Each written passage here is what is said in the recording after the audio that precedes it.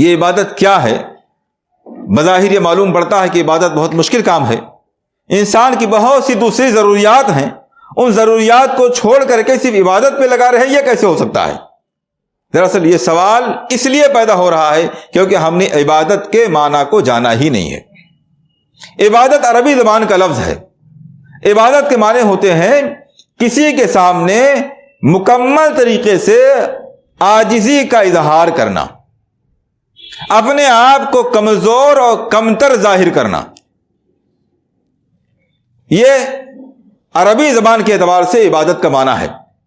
اب اسی لیے عبادت کی روح یہ ہے کہ انسان عبادت کے دوران اللہ رب العالمین کی طرف پوری توجہ رکھے اور وہ اپنے آپ کو اللہ رب العالمین کے سامنے عاجز، کمزور، تنہا اور ہر طریقے سے محتاج ظاہر کرے۔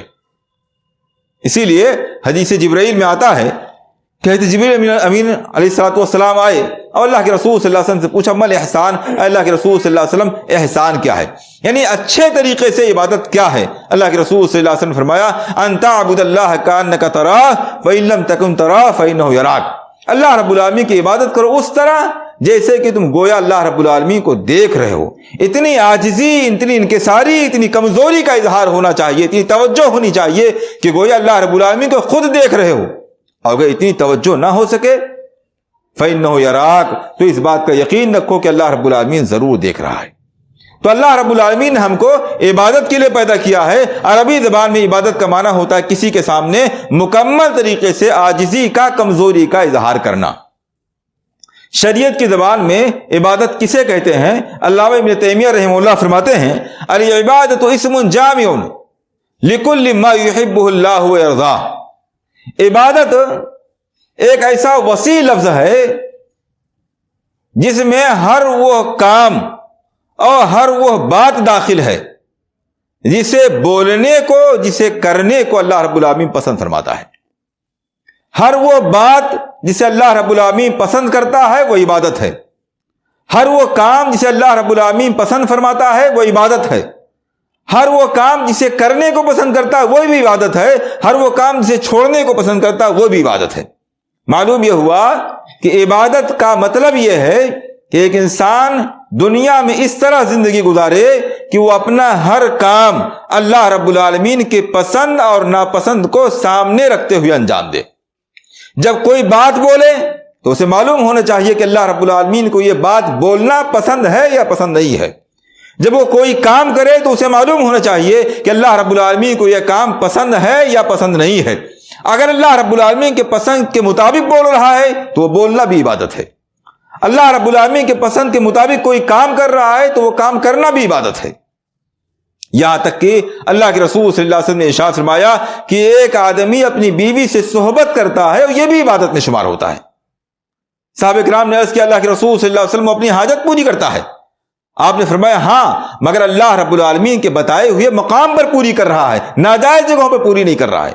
معلوم یہ ہوا کہ اللہ رب العالمین کے بتلائے ہوئے طریقے سے ایک آدمی کا کھانا پینا، خوش رہنا، خوشی کا سامان مہیا کرنا، شادی بیاہ کرنا، روزی حاصل کرنا، یہ سب کچھ، لباس پہننا، سونا، جاگنا، یہ پوری کی پوری زندگی عبادت ہے اگر اللہ رب العالمین کے حکم کے مطابق اس کو انجام دیا جائے۔ ہر کام میں اللہ رب العالمین کی پسند اور اس کی ناپسند کو سامنے رکھا جائے، یہی عبادت ہے۔ اس اعتبار سے عبادت بہت آسان ہے، بہت آسان ہے۔ دنیا کے کسی بھی فطری کام پر اسلام نے پابندی نہیں لگائی ہے، اسلام نے کسی بھی فطری کام پر کوئی پابندی نہیں لگائی ہے۔ انسان کی فطرت کو جس چیز کی بھی ضرورت ہے اسلام نے اس کی اجازت دی ہے اور اس کے لیے ایک حد اور ایک طریقہ متعین فرما دیا ہے۔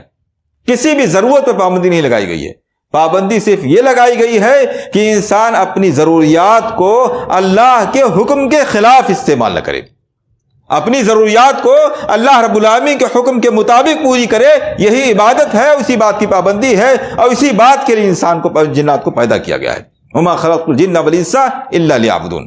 اس اعتبار سے آسان بھی ہے اور ایک دوسرے اعتبار سے مشکل بھی ہے۔ مشکل اس اعتبار سے ہے کہ اللہ رب العالمین کے حکم کے مطابق زندگی گزارنے میں ایک انسان کو پریشانیاں آ سکتی ہیں اور آتی ہیں۔ بظاہر آسان اس اعتبار سے ہے کہ اللہ کے حکم کے مطابق زندگی گزارنی ہے، اسلام کسی جائز چیز پہ کوئی پابندی نہیں لگاتا، آسان سی چیز ہے۔ روزی حاصل کرنے والا روزی حاصل کرے، دکان کرنے والا دکان کرے، کاروبار کرنے والا کاروبار کرے، ملازمت کرنے والا ملازمت کرے، کوئی مسئلہ نہیں ہے، بس اللہ اس کے رسول کے بتلائے ہوئے طریقے کے مطابق کرے۔ اس اعتبار سے عبادت کرنا اور پوری زندگی کو عبادت بنانا نہایت آسان ہے، لیکن اس اعتبار سے مشکل ہے، اس اعتبار سے مشکل ہے کہ اللہ کے حکم کے مطابق زندگی گزارنے میں بہت سی پابندیاں ہیں، بہت سی رکاوٹیں ہیں، بہت سی پریشانیاں بھی آتی ہیں۔ اسی لیے اللہ رب العالمین نے سورہ ملک کے شروع میں فرمایا تبارک الذی بیدہ الملک وہو علی کل شیء قدیر، نہایت بابرکت ہے وہ ذات جس کے ہاتھ میں بادشاہت ہے اور وہ ہر چیز پر قادر ہے۔ الذی خلق الموت والحیات لیبلوکم ایکم احسن عملا، جس نے موت اور زندگی کو اس لیے پیدا کیا ہے تاکہ وہ تمہیں آزما کر کے یہ دیکھے کہ تم میں سے کون اچھا عمل لے کر کے آنے والا ہے۔ معلوم یہ ہوا کہ یہ زندگی اور زندگی میں اچھا عمل کرنا اور اللہ کے حکم کے مطابق زندگی گزارنا بغیر آزمائش، بغیر امتحان کے ممکن نہیں ہے۔ اسی لیے اللہ رب العالمین فرمایا لیبلوکم، اس نے موت اور زندگی کا سلسلہ اس لیے قائم کیا ہے تاکہ وہ آزما کر کے دیکھے۔ اسی لیے اللہ کے رسول صلی اللہ علیہ وسلم نے ارشاد فرمایا حفت النار بالشہوات، جہنم کو شہوات سے گھیر دیا گیا ہے، یعنی شہوت کے جو کام ہیں، نفس کو پسند آنے والے جو کام ہیں، وہ سب جہنم میں لے جانے والے کام ہیں۔ وہ حفت الجنت بالمکاری، اور جنت کو ناپسندیدہ چیزوں سے گھیر دیا گیا ہے۔ جو آدمی یہ چاہتا ہے کہ وہ جنت حاصل کرے، اسے ناپسندیدہ اور ناگوار اور مشکل چیزوں سے ہو کر کے گزرنا پڑے گا۔ تو اس اعتبار سے عبادت کے طور پر پوری زندگی گزارنا اور پوری زندگی کو عبادت بنانا مشکل امر بھی ہے۔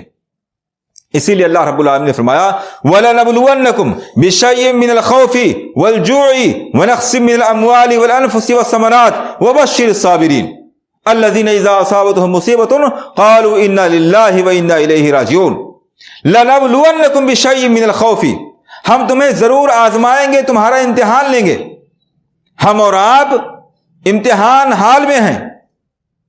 جس طرح سے امتحان حال میں آدمی بہت سی چیزوں کا پابند ہوتا ہے، آدمی بہت سی چیزوں کے لیے باؤنڈڈ ہوتا ہے، ایسے ہی ہم اور آپ امتحان حال میں بیٹھے ہوئے ہیں۔ اسی لیے اللہ کے رسول صلی اللہ علیہ وسلم نے فرمایا الدنیا جنت الکافر سجن المؤمن و جنت الکافر، یہ دنیا ایک مومن کے لیے قید خانہ ہے۔ ہم اور آپ آزادانہ طور پر زندگی گزارنے کے لیے یہاں نہیں بھیجے گئے ہیں۔ ہماری زندگی کا ایک مقصد ہے کہ آدمی پابندیوں کو برداشت کرتے ہوئے، نفس پر کنٹرول کرتے ہوئے، دشواریوں کو برداشت کرتے ہوئے اللہ کے حکم کے مطابق اپنی زندگی کو گزار کر کے اللہ کے پاس آئے۔ وَلَنَبْلُوَنَّكُمْ بِشَيْءٍ مِّنَ الْخَوْفِ وَالْجُوعِ وَنَقْصٍ مِّنَ الْأَمْوَالِ وَالْأَنفُسِ وَالثَّمَرَاتِ، ہم تمہیں ضرور آزمائیں گے بہت سی چیزوں کے ذریعہ، من الخوف، خوف کے ذریعہ، والجوع، اور بھوک کے ذریعہ، وَنَقْصٍ مِّنَ الْأَمْوَالِ وَالْأَنفُسِ وَالثَّمَرَاتِ، اور تمہاری جانوں میں، تمہارے پھلوں میں، تمہارے مالوں میں کمی کر کے، وَبَشِّرِ الصَّابِرِينَ، اور جو لوگ اس آزمائش میں کھرے اتریں، آزمائش والی اس زندگی میں، اس امتحان حال میں اللہ کے بتائے ہوئے طریقے کے مطابق تمام قسم کی آزمائشوں میں کھرے اتریں، بشر الصابرین، اے رسول اکرم صلی اللہ علیہ وسلم ایسے صبر کرنے والے لوگوں کو جنت کی بشارت دے دیے۔ الذین اذا اصابتهم مصیبہ، جن کا حال یہ ہے، جن کا اللہ پر توکل و بھروسہ یہ ہے، اذا اصابتهم مصیبہ، جب بھی کوئی مصیبت آتی ہے، قالوا انا للہ و انا الیہ راجعون، تو کہتے ہیں ہم اللہ رب العالمین کے لیے پیدا کیے گئے تھے، اس کے حکم کے مطابق زندگی گزارنا ہمارا مقصد تھا، ہمیں اسی کی طرف لوٹ کر کے جانا ہے، ساری کائنات اور ساری چیزیں اس کی ہیں، جو چاہے لے لے، جو چاہے واپس کر دے۔